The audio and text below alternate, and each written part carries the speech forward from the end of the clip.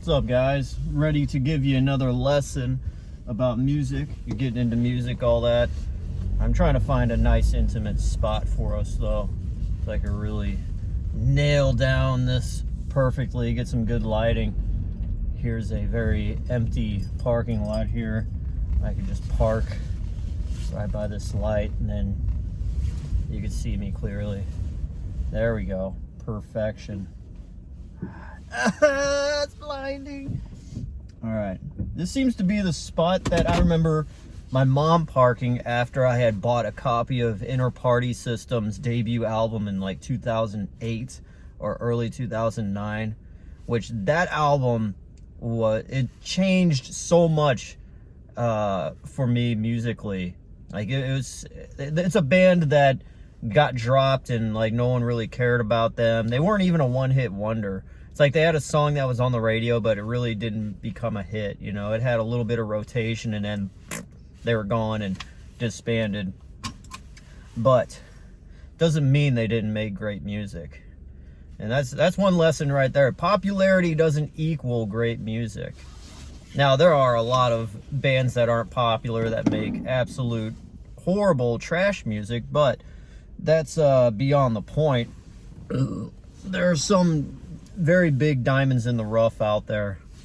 You just have to look for them. No, that light doesn't work. Anyways, we'll just turn this. Yeah, there we go. Ooh. So anyways, talking about music, and if you're wanting to get into music and all that, there's a few routes that you could go down. Today we'll be talking about whether you should be solo or you should join a group, one or the other. So there are benefits and pros and cons to both things. But me personally, after going through both bands and doing solo stuff, I would prefer solo as an older man. But I would say when you're young and you're really wanting to do stuff, I would say collab with people. Now that means, oh my God, social anxiety. How am I going to do this? How am I going to find people? Usually you will find them even in the most unexpected ways. Say your regular group of friends, even if there is nobody in your group of friends that plays music or does anything musically, they're always going to be connected to somebody that is good. And I always heard stories from bands like, how'd you meet your drummer? Oh, it was my cousin's best friend. I knew him through this. And, you know, it's always like that. It's never anybody that is like directly your best friend. I mean, there's rare cases of that, but most of the time, me growing up, the people that became my friends were because they made music first. And it wasn't because, oh, you're my friend. Oh, now you also make music. It was always the other way around. And I guess it's a bad thing why a lot of my friends back then, I'm not friends with anymore, because most of my friends back then, we were together because we played music together. And then when the band breaks up, so does the friendship. It's very rare that you're able to keep the friendship going after the band breaks up, you know, because that's everybody just kind of go and does their own thing. Either get married, have kids, or both, you know. That's usually how it should be. But it's very hard to find people, one, that is cool with the same type of music that you want to do, and two, you're not always fighting with them in every single way, shape, or form. Now, I'm going to tell you my experiences when it came to working with people in bands first, and then solo, you know, when you just go about it yourself. Okay, so when you're in a band, it's so much easier to just focus on one instrument, one thing, and you don't have to try to be the jack of all trades. And, you know, as preferably when you're solo, you have to learn all the instruments, learn how to record, especially if you're broke, you don't got a studio, you don't have an uncle that could, you know, fund your stuff.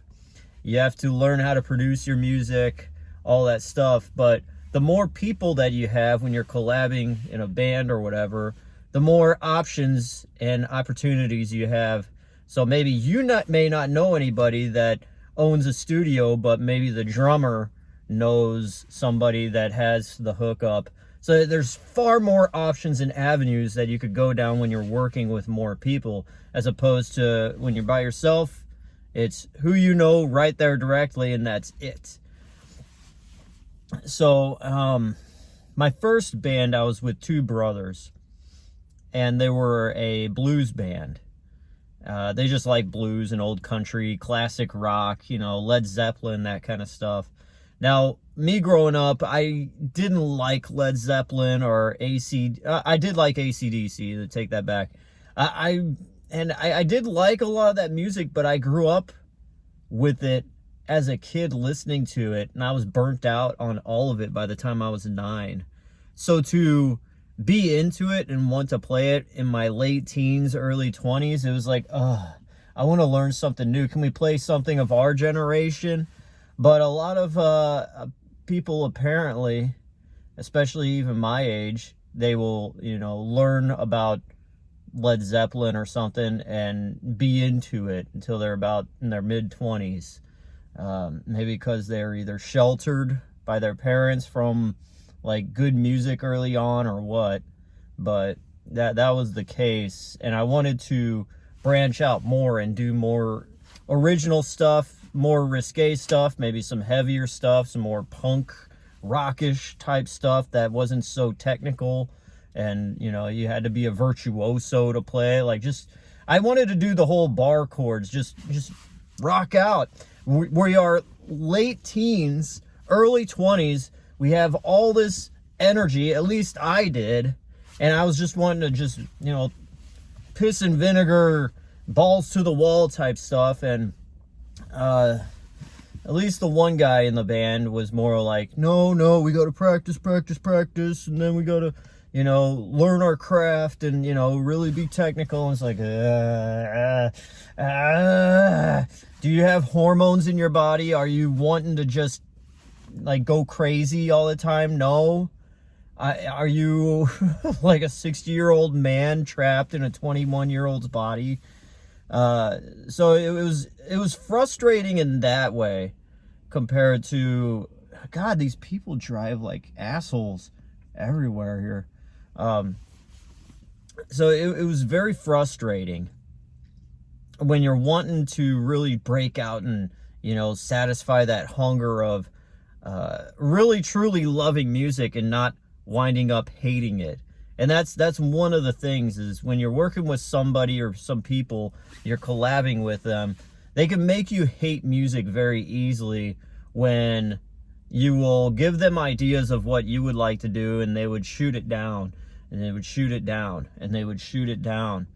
And you get to the point to where you're going against all the reasons why you got into making music in the first place, to satisfy the other people in the group. And then it just makes things feel like you are in shackles and you're unable to do anything that you want to do. The fun thing becomes unfun. And that's the big word that comes into my head right now, which is you've got to compromise. Compromise is being okay with someone else's bullshit, and just for the sake of still working with them and making this baby, which is your band, still stay alive. And it wound up with the first band, I got kicked out because of, they found a new drummer, and I wasn't around as much anymore, which wasn't my fault. But anyways, that's what happens. You feel like the brothers that you did have weren't exactly your brothers after all, but that's for another video. And I wound up finding my second band and creating it with this guy that played guitar. And how did I find him? Was through a best friend of mine. And I had just, showed up at his house, and he happened to be there. And I was like, whoa, this guy's playing guitar very well. And I like Rammstein. I like heavy metal. I don't like much happy sounding rock. Because when you want to rock, you don't want to sound happy. That's for pop music. That's how I feel, at least. But this guitarist, he enjoyed a lot of Blink-182, a lot of light poppy kind of stuff. You know, like, ugh, not my cup of tea. I want to rock. I want to fucking, you know. But he liked the Blink-182 kind of party style, be cool with everybody kind of rock music. But he also had a very cool side to him as well. He had the thrash and bash kind of attitude that I originally wanted. And I'm like, there's nobody else around this area that's as good as him on guitar, at least. And we actually gelled very well when it came to writing songs. Like, him as a songwriter worked out very well, just like I did. And so we got together and we made this album, and it was awesome. But when I'd be writing songs, he would chime in and say, oh, that sounds a little too mean, man. I don't know if you should probably change that up and all that stuff. Now, per working solo, I would just, go as deep as I wanted to, or however mean or funny or whatever I wanted to do with it. But when you are working with somebody else, he's going to chime in and tell you, oh, maybe we should, sugar this up a bit, sweeten this up. And that's another thing about compromising, is you got to take into account the other person in the group or the band and realize they need to have input on this as well. So those are the pros and the cons of working with somebody, collaborating. You got to compromise at some point. It's like a relationship too. You can't spend all your time gaming and video gaming. If you get in a relationship with somebody, they're going to want to do stuff that you may not want to do, but for the betterment of your life in general and the relationship, you got to do it. That's just like being in a band. Sometimes I feel like being in a band is a much harder relationship than being in a romantic relationship with somebody.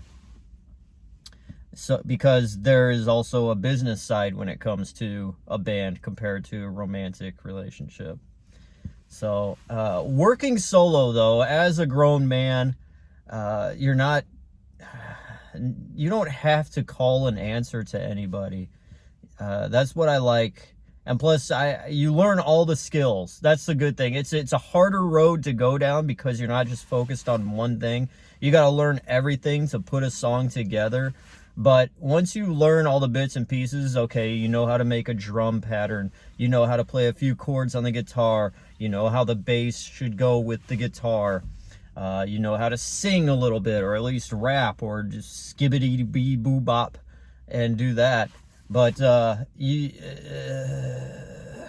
learn all that stuff, and then you put out your album, and you don't have to worry about what anybody else is saying about it or the songs in it, because it's all you, and you don't have to have someone saying something, hey, what about this song, and blah, blah, blah, and be like, yeah, that's, you don't have to go and say, oh, let me ask the band member that wrote that part or anything. It's all you. And hey, if the album does actually pop off and get big, you also get all of that money, compared to doling out, you get 1/5 of whatever record sales or whatever. Now, my experience with music being sold and making money off of it is, I make maybe $1,000 a year from streams. And I'm surprised I make that much off of streams from all the music I've put out. And that's, I've been making music since I was 14. Haven't put out music to sell or stream until 2017. So, 17 years it took to get music up on streaming. From 2000, I just made music, was in bands, made zero money, nothing. You're in the minus, you're in the red from spending music on equipment, or money on equipment and everything else. And that's that. So that's the thing. I would prefer solo music, making music on my own, rather than collaborating with anybody at this point. But I'm always open to it. You always got to be open to it. But at this point, yeah, especially with how production is easier these days, definitely I would be a solo artist through and through. Anyways, I'm DJ Glowing Ice. Peace out, y'all.